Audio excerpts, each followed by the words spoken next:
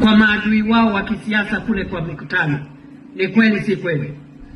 Kuna wanasiasa wakiona vijana wameona jeshi ya kupiga makelele ya siasa, anampatia shilingi 200, shilingi 500 ati uende ukapige makelele kwa mpinzani wako wa kisiasa. Wengine ambao wanazunguka Kenya hii wakiona vijana wanaona guns, jeshi ya kwenda kupiga vita ya kisiasa ya wapinzani wao.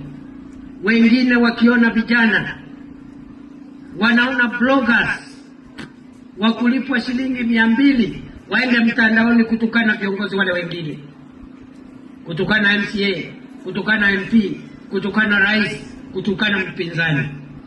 Viongozi wengine wakiona vijana wanaona voting machine, watu wa kupiga kura.